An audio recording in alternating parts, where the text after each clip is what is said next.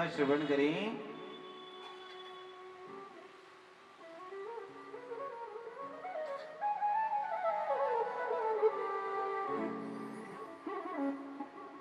धुंधकारी की कथा। कौन सी मेरी मैया? धुंधकारी की। धुंधकारी जानते हो? धुंधकारी जानो? तुम्हारे यहाँ धुंध पड़े ही ना तो धुंधकारी कैसे जानोगे? हमारे यहाँ पड़ती है धुंध महाराज, इस समय पड़ रही है, बड़ी भयंकर धुंध पड़ रही है।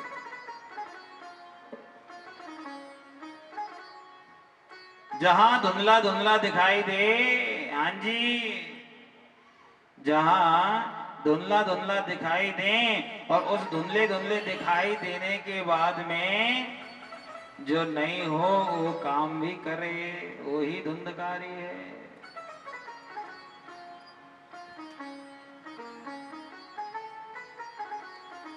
जो सदा पाप कर्म करता है। क्या करता है मेरी माँ? जो सदा पाप कर्म करता है वही धुंधकारी होता है। क्या होता है? वही धुंधकारी होता है। जिसका मन है, हाँ जी, पाप कर्म में ज्यादा लगे, किसी को चोट पहुंचाने में ज्यादा लगे, किसी को नुकसान करने में ज्यादा लगे, वही धुंधकारी है। तो है आपके यहाँ कहते कि नहीं कहते? कई बालक महाराज उधम बहुत मचाते हैं। कहा भैया पटाखे चल रहे, कहा बहुत उधम मचाते हैं। तो मैया कहती है बड़ा धुंधकारी है रो छोरा है। हमारे यहाँ जब भगवान की कथा सुनते हैं तो माताओं को कुछ कुछ याद रहता है, उसको अप्लाई करते रहती है बच्चों पे। एक मैया मैंने कहती सुनी, हम जा रहे थे यहाँ वृंदावन से गोवर्धन के ताई, तो बालक थे कह रही तेरो जैसो धुंधकारी कहीं पैदा नहीं होना चाहिए। अपने छोरा थे कह रही, बता क्या कह रही थी? तेरो जैसो छोरा कहीं पैदा नहीं होना चाहिए। कई बार महाराज गुस्से में कह देते हैं, लेकिन धुंधकारी का मतलब क्या होता है? जो हर वक्त कुछ ना कुछ उल्टा सीधा करे। राधे राधे बोलना पड़ेगा भैया, और जोर से, और जोर से।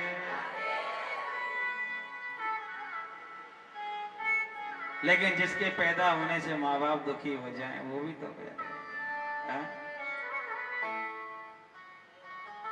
अच्छा मैया, आप लोग कथा सुनने आते हो? आते हो नहीं आते? शरीर से आते हो, मन से आते हो? मन से ही आते हो। कई लोग होते हैं ना, body is present mind is absent. यहाँ बैठी तो रहती है, मन कहीं और होता है ना? अच्छा, धुंधकारी की माता जी को नाम कहा बोलो तो? सुनीता? तो धुंधली? सच्ची? अच्छा, पिताजी को नाम कहा तो? ना मालूम। तुम तो बूढ़ी बता रही है, जवान तो एक भी नहीं बोल रही महाराज। हमने सोचा कभी महाराज, देखो यहाँ मेघनगर के जो अन्न है ना, उसका बड़ा प्रेशर है। एक बार खाए नशा हो जाता है महाराज। आपके यहाँ का अन्न खाने के बाद ऐसा नशा होता है कि समाधि में पहुंच जाए आदमी। आज हमारे क्या नाम था, आशीष भैया के यहाँ भोजन था। ऐसे भोजन पवाया कि हम समाधि में ही पहुंच गए। ये तो भलो वो हमारे पंडित जी को जो फोन कर दियो, इधर संगीत बजतो उधर ताली बजती रहती।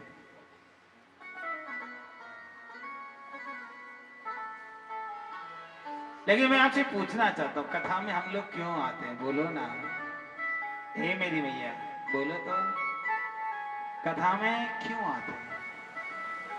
तो कथाएं आपके यहाँ बहुत हुई होंगी, हमारे जैसे हमसे तो कुछ भी नहीं, हम तो बहुत ज्ञानी नहीं है, ज्यादा पढ़े लिखे भी नहीं है। ऐसा सोचो कि बस शास्त्री किया, आचार्य किया, फिर थोड़ा सा शिक्षा शास्त्री कर लिया, तो इससे आगे पढ़े ही नहीं। हाँ बिल्कुल नहीं पढ़े, मौका ही नहीं दिया पढ़ने का।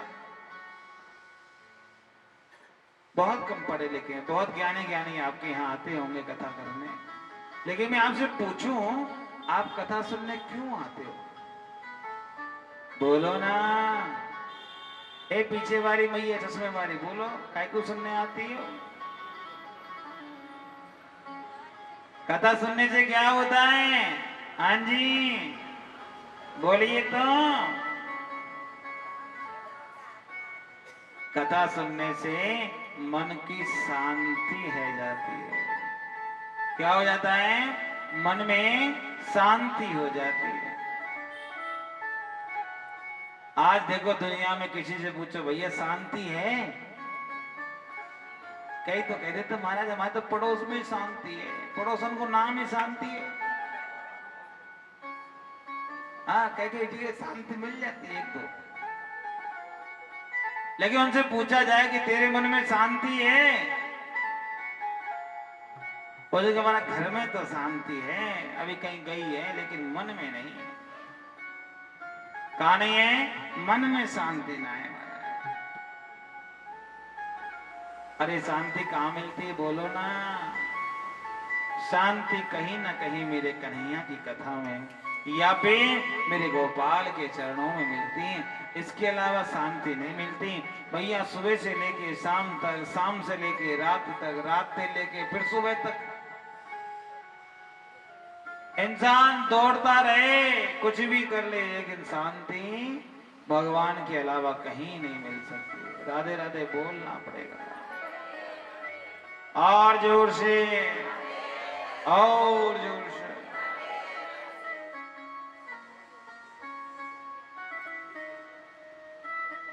लेकिन प्यारे शांति ढूंढना है तो आपको मेरे गोपाल के सामने आना पड़ेगा। आप देखो जब हम भगवान के मंदिर में जाते हैं तो घर याद रहता है क्या? मेघनगर वालों को तो रहता होगा। मैंने देखा है कई कई लोग महाराज मेघनगर में, तो आप तो घर अच्छी हो मुझे मालूम है, लेकिन मैं कईयों को देखा मंदिर में भी जाते हैं तो प्यारे ध्यान कहाँ रहता है? जूते में ध्यान रहता है। कहाँ रहता है? जूतों में ध्यान रहता है। जूते ऐसी जगह खोलते हैं जहाँ भगवान का भी दर्शन है तो रहे, और महाराज जूता जी का भी दर्शन होता है। और महाराज बहुत अच्छे अच्छे गाते हैं लोग, 4-5 श्लोक सीख लेते हैं कि तुम्हें वे माता च पिता तुम्हें वे बंधु च सखा तुम्हें विद्या द्रविणं तुम्हें सर्वं मम देव देव। भगवान की तरफ मुंह करके बोलता है कि त्वमेव माता, जूता जी की तरफ मुंह करके देखता है कि है कि नहीं, फिर बोलता है त्वमेव पिता। भगवान माता जी, जूता जी हो गई पिताजी। अब जरा बताओ ऐसे का कैसा कल्याण होगा? है वे होगा। और इसी कारण से इस संसार में कोई भी सुखी नहीं है। नहीं है ना मेरी भैया? है क्या? बोलो। सबको महाराज सुखी होने की कल्पना है। क्या है? कई लोग मैं कहे हाँ जी हम तो बड़े दुखी हैं, लेकिन हमारा देखा वो पड़ोसी बहुत सुखी है। अच्छा उसी पड़ोसी से पूछा भैया तू कैसा है? महाराज हम तो बड़े दुखी है। वो हमारा जो दूसरा भाई है ना वो तो अच्छा है, वो सुखी है। और दूसरे भाई को पूछे तुम कैसे? अरे महाराज पहले वाला ठीक है, हम तो ऐसे ही। अब बोलो कि दीन कहे धनवान सुखी, धनवान कहे सुखी राजा को हरे, राजा कहे महाराज सुखी, महाराज कहे सुख इंद्र को हरे, इंद्र कहे चतुरानन को सुखे। चतुरानन कौन? मतलब ब्रह्मा जी। और ब्रह्मा कहे सुख विष्णु को भारी। लेकिन कि तुलसीदास विचार करे, हरि भजन बिना सब जीव दुखारे।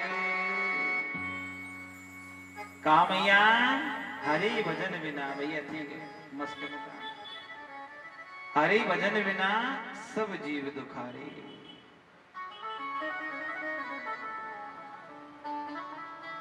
भगवान का भजन नहीं है तो महाराज कुछ भी नहीं हो सकता है। हो सकता है क्या, बोलो ना। इसलिए भगवान का भजन करते रहना चाहिए। क्या करना चाहिए मैया, क्या करते रहना चाहिए, भगवान को भजन करते रहना चाहिए। अच्छा मेरी भाषा नेक नेक में कबू कबू तो आए तो कि हमारे गांव की याद आ जाता है तो अपनी भाषा बोलने लग जाता है। हाँ? आप समझ आती है हमें?